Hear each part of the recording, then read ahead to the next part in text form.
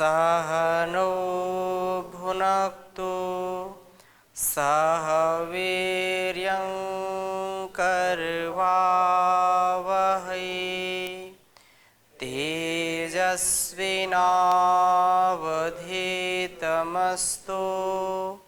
मा विद्विषावहै।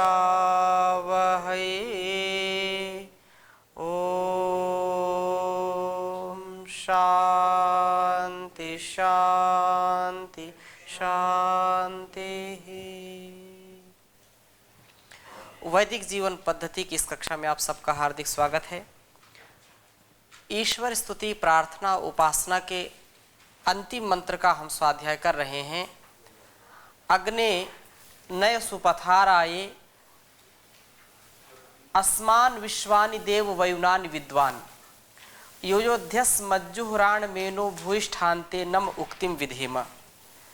इस मंत्र का हम स्वाध्याय कर रहे हैं। पिछली कक्षा में थोड़ी चर्चा की थी, पुनः आगे उसी चर्चा को बढ़ाएंगे। जो इस भाव के साथ ईश्वर की भक्ति करता है तो उसकी स्तुति प्रार्थना उपासना ही हमको दुरितों से बचा सकती है। और यही प्रार्थना इस मंत्र में की गई है कि हे परमपिता परमेश्वर, आप हमको सुपथ से ले चलो। जो सन्मार्ग है, जो उत्तम मार्ग है, जो दिव्य मार्ग है, उस मार्ग से हम अपने जीवन रूपी यात्रा को बढ़ा सकें। जीवन रूपी यात्रा का जो सफर है उसको तय कर सकें। जब हमारे साधन अच्छे होंगे तो साध्य जल्दी मिलेगा। साधन अच्छे होंगे, बाधाएं नहीं आएंगी। साधन की उत्तमता परम आवश्यक है। अंदर से भी और बाहर से भी हम ऐसे मार्ग का अवलंबन ना करें जो कुटिल मार्ग हो, जो टेढ़ा मेढ़ा मार्ग हो, जो मनुष्यता का मार्ग है, जो इंसानियत का मार्ग है। उस मार्ग का हम निर्धारण करें और उस पर पूरे जीवन चलते रहें। एक एक पंक्ति हमारे जीवन का आधार बन जाती है। बचपन में राष्ट्रीय गीत जो गाते हैं तो उसमें एक गीत आता है, बचपन में हमने सुना था, इंसाफ की डगर पे बच्चों दिखाओ चल के, यह देश है हमारा नेता तुम ही हो कल के, यह देश है तुम्हारा नेता तुम ही हो कल के। ये बात सत्य है। जो सुपथ से चलेगा वो दूसरों को भी सुपथ पर ले जाने का सामर्थ्य रखेगा। जो गलत रास्ते का राही है वो दूसरे भी उसके पीछे लगेंगे। ये तो दुनिया है। और अगली बात क्या कही, दुनिया के रंज सहना पर मुंह से कुछ ना कहना। दुनिया के रंज सहना पर मुंह से कुछ ना कहना, सच्चाइयों के बल पर आगे को बढ़ते रहना। रख दोगे एक दिन तुम संसार को बदल के, इंसाफ की डगर पर बच्चों दिखाओ चल कर। ये भाव ऐसे हमारे हो। बचपन में सुना था, लेकिन इतनी पंक्ति मुझको आती है और जीवन का ये सार है। यदि हम इसको सीख लें, इसको समझ लें और उतार लें जीवन में, तो इसी से नैया पार हो जाएगी। टकरार की कोई बात नहीं आएगी। इसलिए ये वेद मंत्र कहता है, अग्ने नय सुपथाराये, हे परमपिता परमेश्वर, हे अग्नि स्वरूप, हे ज्ञान रूप परमात्मा, प्रकाशकों के भी प्रकाशक, आप हमको सुपथ से ले चलो, कुपथ से नहीं, कुपंथ से नहीं, कुमार्ग से नहीं। हम ऐसे राही बने। तो कुछ मंत्रों के उदाहरण हमने दिए थे। यजुर्वेद, ऋग्वेद के मंत्रों का भी अलग अलग संदर्भों में जो पथ का विधान है, और ऐसे बहुत सारे लेखकों ने पुस्तकें भी लिखी, पथ का विधान और कल्याण मार्ग का पथिक स्वामी श्रद्धानंद जी ने लिखी, जो महर्षि दयानंद जी के बहुत ही अनन्य शिष्य थे। तो मैं आगे के प्रसंग लूँ उससे पहले आप में से किसी कोई प्रश्न हो इस संदर्भ में, पिछली कक्षा का कोई प्रश्न हो? स्वामी जी ओम प्रणाम। जी प्रणाम। स्वामी जी, जो स्तुति प्रार्थना उपासना तो सभी मंत्रों में आती है, तो इसमें 8 मंत्रों को ही क्यों लिया गया है? कोई रहस्य है इसमें? इसमें अब अगर 9 लेते तो फिर प्रश्न उठता 9 क्यों लिया, 5 प्रश्न लेते तो प्रश्न उठता 5 ही क्यों लिया। इन 8 मंत्रों में कोई विशेष बात है और इनमें संपूर्ण जीवन दर्शन छिपा हुआ है। उस ईश्वर के प्रति हमारी कृतज्ञता छिपी है, उसके आदेश निर्देशों का पालन छिपा है, उसकी भक्ति, उसकी विशेष भक्ति अपने सदकर्म सदगुण सद स्वभाव से हम करें, ऐसी इनमें जो है प्रार्थना की गई है। और सदा कुटिलता से बचते रहें। तो एक यदि पंक्ति में कहें कि 8 मंत्रों में पूरे जीवन का सार छिपा है, पूरे जीवन का रहस्य छिपा है। आध्यात्म का और भौतिकता का जो चरम उत्कर्ष है, इन मंत्रों के द्वारा हम कर सकते हैं। आत्मोन्नति से, आत्म कल्याण से राष्ट्र कल्याण, विश्व कल्याण कर सकते हैं। ऐसा इन 8 मंत्रों में है। ऐसे तो मंत्र तो सभी श्रेष्ठ होते हैं और एक से बढ़कर के एक है, परंतु महर्षि ने इन 8 मंत्रों का विधान इसमें किया है। और भी बातें हो सकती हैं अलग अलग जो है विचारधारा से, परंतु जो हमने समझा है कि 8 मंत्रों में ही सारा ज्ञान विज्ञान, जो आध्यात्म का चरम उत्कर्ष है और भौतिकता का चरम उत्कर्ष है, वो इनमें है। ईश्वर और जीव का जो प्रेम है या जो भक्ति है उसकी, इनसे परिपूर्ण ये मंत्र हैं। जी ओम स्वामी जी। ऋग्वेद यजुर्वेद। स्वामी जी, कल पिछले कक्षा में अंतिम वाक्य आपने कहा था कि धर्म का तत्व गुफा में छिपने के समान है, तो इसका क्या तात्पर्य निकलता है? धर्म का तत्व गुफा में छिपने के समान का तात्पर्य ये है कि ये बड़ा रहस्यमय है।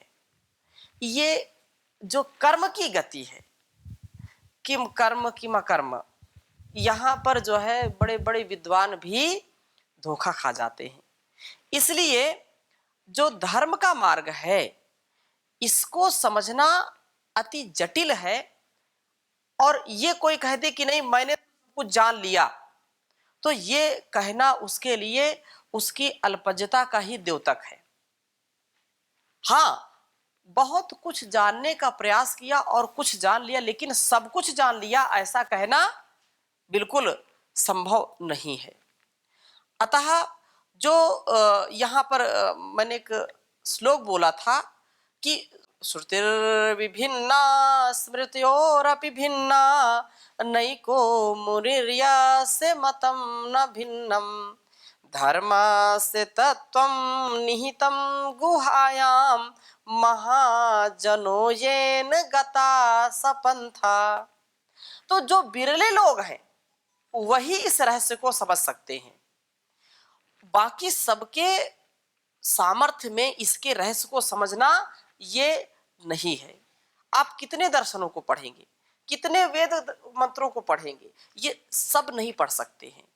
इसलिए इसको कहा कि ये गहन है, बड़ा गंभीर है और रहस्यमय है। सबका इतना सामर्थ्य नहीं है। तो फिर सामर्थ्य कैसे मिले, कैसे हम सदगति को प्राप्त हों, कैसे सुपथ से चलें, उत्तम मार्ग को कैसे अपनाएं? तो अंतिम बात ये कह दी कि ये तो जो है धर्मस्य तत्व, धर्म का तत्व ये तो गुफा में छिपे हुए के समान है। लेकिन यदि धर्म का मर्म जानना चाहते हो, सदकर्म करना चाहते हो, सदकर्म पूर्वक जीवन को जीना चाहते हो, तो महाजनो येन गता सपंथा, बस इतना, बस उनके पीछे पीछे चलते जाओ, आपको मंजिल मिल जाएगी। इतनी विकट परिस्थितियां हैं, विकट संकट हैं इस राह में चलने में। ज्ञान का मार्ग, कृपाण की धारा, ये बहुत बिरले लोग इसमें चलते हैं। तो बस आप पीछे पीछे उनके चलते जाओ, आपको आगे जाने की जरूरत नहीं है, क्योंकि बहुत बाधाएं हैं, बहुत अंतराय हैं, आप भटक जाएंगे। आप महाजन जो सज्जन, महान विद्वान, महापुरुष जिस पथ का अवलंबन किया है, जिस पथ से गए हैं, उसी पथ को आप भी बढ़ते जाओ और आपको मंजिल मिल जाएगी। ये बात इसमें कही है। और अगली बात, सन्मार्गाश्रयः, जो सन्मार्ग भवे कोटि मतिमान विमार्गम भजेत। महर्षि पतंजलि का महाभाष्य बहुत बड़ा जो है व्याकरण का ग्रंथ है। महाभाष्य में भी ये बात आई कि सन्मार्ग संभवे को ही मतिमान विमार्गम भजेत। अरे जब सन्मार्ग सामने दिख रहा हो, ईश्वर की कृपा से सतपथ हमको दिखाई पड़ रहा हो, उत्तम मार्ग हमको मिल गया हो, तो ऐसा कौन मूर्ख होगा या ऐसा कौन सा मूर्ख ही गलत मार्ग का अवलंबन करेंगे। जो बुद्धिमान व्यक्ति है, जो मतिमान है, वो सही मार्ग के मिलने पर गलत मार्ग पर कभी नहीं जाते। तो यही कहा कि सन्मार्ग मिलने पर कौन बुद्धिमान विमार्ग का आश्रय लेगा। अर्थात कोई भी जो बुद्धिमान व्यक्ति है वो गलत पथ पर नहीं जाएगा। जब उसके सामने अच्छा रास्ता है तो गलत पथ पर कौन जाएगा। लेकिन कुछ लोग ऐसे होते हैं संसार में, जानबूझ नर करे डिठाई, वो जानबूझ करके करते हैं, उसका परिणाम भी उनको भोगना पड़ता है। इसलिए हमको जब सुपथ मिला है उस परमात्मा की कृपा से, तो उसको कभी हमको छोड़ना नहीं चाहिए।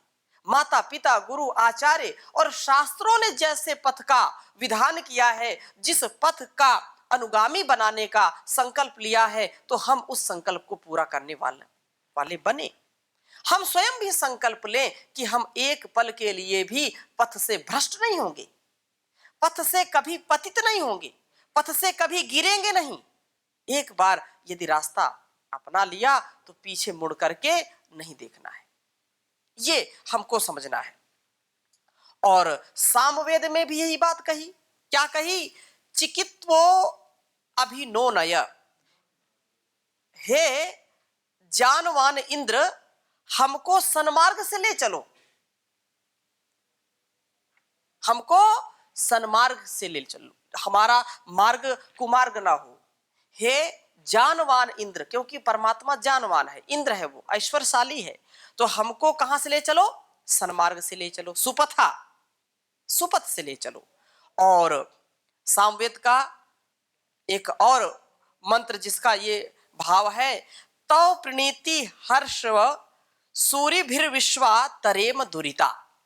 बहुत सुंदर बात कही कि हे इंद्र, तेरे बताए सन्मार्ग से हम विद्वानों के साथ सारे पापों को पार कर जाएं, सारे पापों को पार कर जाएं, और तेरा जो बताया हुआ मार्ग है उस मार्ग से कभी इधर उधर टस से मस ना हो। एक मार्ग में यदि हम ठहर गए तो वहां से कभी इधर उधर नहीं होना चाहिए। जमे रहो जहां जम गए, जमे के लाखों मोल, उखड़े की कौड़ी नहीं मत हो डावाडोल। अरे जब तुमको पथ मिला हुआ है तो इधर उधर मत जाना, नए नए एक्सपेरिमेंट मत करना। नए नए यदि हम पगडंडी अपनाएंगे, बार बार इधर उधर जाएंगे तो भटक जाएंगे और हमारा जीवन बहुत ही दुर्गुणों से परिपूर्ण हो जाएगा। सही मार्ग में चलने पर बुराइयां आएंगी, परेशानियां आएंगी, लेकिन जैसा पिछली कक्षा में हमने निवेदन किया था कि निंदन्तु नीति निपुणा यदि वास्तुवन्तु लक्ष्मी समाविशतु गच्छतु वा यथेष्टम अद्यैव वा मरणमस्तु युगान्तरे वा न्यायात् पथः प्रविचलन्ति पदम न धीरा। कि न्याय पथ से कभी भी एक पल के लिए हमको टस से मस नहीं होना। गाली लोग दे तो देने दो, आपके ऊपर उसका प्रभाव नहीं पड़ना चाहिए। ददतु ददतु गालिम गालिमन्तो भवन्तः वयमिह तद्भावे गालिदाने समर्थः। जगत के लोग यदि तुमको सही मार्ग पर चलने पर भी कोसते हैं, आपको परेशान करते हैं, हताश निराश करते हैं, तो भी तुम उनसे परेशान नहीं होना। परेशान होकर के सतपथ को, उत्तम पथ को कभी भी त्यागना नहीं। इस जो हाईवे मिला हुआ है अध्यात्म का, इस हाईवे से यदि पटरी से गाड़ी उतरी तो फिर बहुत ही मुश्किल हो जाएगी। अरे इतना सौभाग्य मिला है, इस जीवन मिला है, तो हम उस अग्निदेव से, उस परमात्मा से, ज्ञान स्वरूप परमात्मा से ये कहते हैं कि हमारा मार्ग प्रशस्त करो, सही मार्ग से हमको ले चलो। और सौंदरानंद ये एक ग्रंथ है, तो इसमें लिखा कि यस्यार्थो नास्ति चा न्यायः प्रनष्टस्तस्य तत्वस्य तत्वतः, जिसको जो है आर्य न्याय सत्य प्राप्त नहीं है उसका सन्मार्ग नष्ट हो गया है।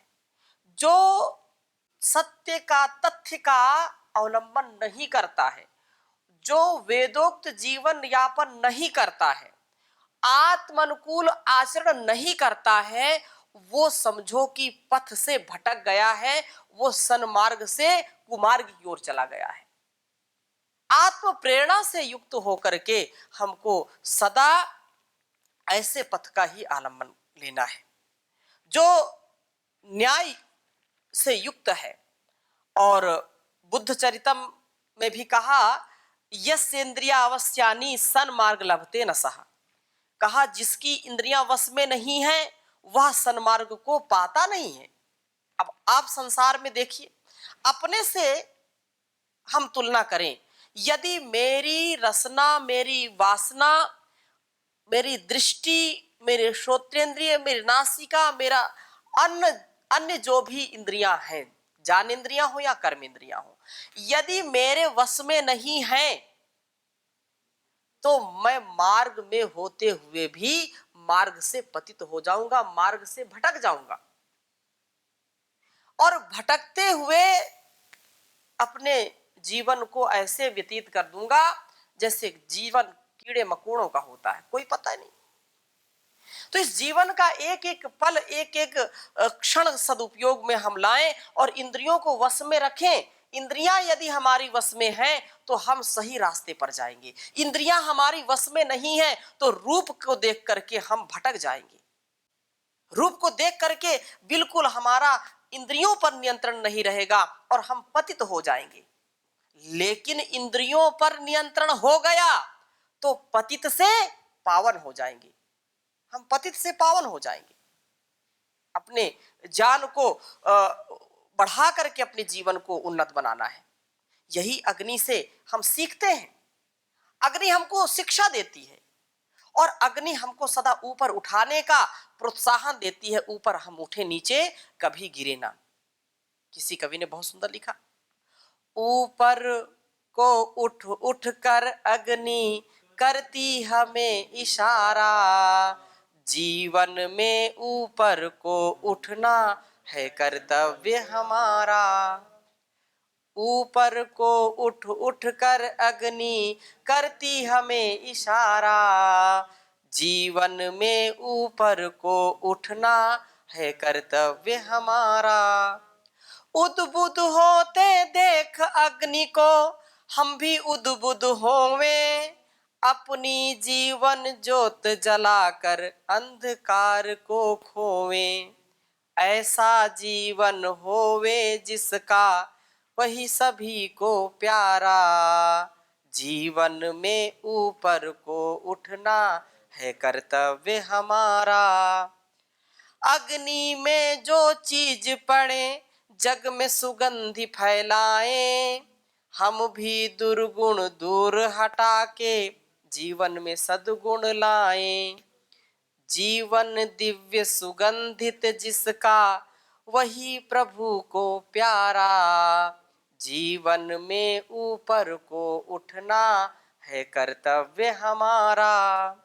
जीवन भी वह क्या जीना जिसे अपने लिए जो जीना, जीवन सफल उसी का होवे परहित में जो जीता। परहित जीना परहित मरना यही है धर्म हमारा, परहित जीना परहित मरना यही है धर्म हमारा। जीवन में ऊपर को उठना है कर्तव्य हमारा। ऊपर को उठ उठ कर अग्नि करती हमें इशारा। जीवन में ऊपर को उठना है कर्तव्य हमारा। तो जीवन में हम ऊपर उठें, एक पल के लिए भी हमारी जो सोचने विचारने की जो शक्ति है, जो दृष्टि है, उस दृष्टि में कभी भी मति हमारी दूषित ना हो, हमारी गति अच्छी बनी रहे, जिससे हमारा जीवन और हमारा यह संपूर्ण आचरण सुव्यवस्थित हो, जिससे जीवन का प्रत्येक कार्य, प्रत्येक क्षण हम सदुपयोग में ला करके आगे बढ़ सकें। तो मंत्र के अगले भाव को हम देखेंगे, जो कहा कि अग्ने नए सुपथाराए अस्मान विश्वानि देव वयुरानी। तो हे परमात्मन, अस्मान हम सबको राय, धन के लिए, उस धन के लिए, रादाने जो वस्तुतः दान देने के लिए है। रादाने राय, राय है ना, चतुर्थी भक्ति, राय धन के लिए। कौन सा धन के लिए? जो मैं दूसरों को दान दे सकूं। ऐसा नहीं कि धन इतना कमाए तिजोरी में भर करके रख दें, यहां तिजोरी में भर करके रखने वाला नहीं, ऐसा कि सामर्थ्य मुझको मिले, ऐसा कि मैं उस सामर्थ्य, धन और संपत्ति का सामर्थ्य प्राप्त करके अपने जीवन को उन्नत बनाऊं, तथा उसी धन को दीन दुखियों के लिए भी उसको वितरित करूं, उसका सदुपयोग करूं।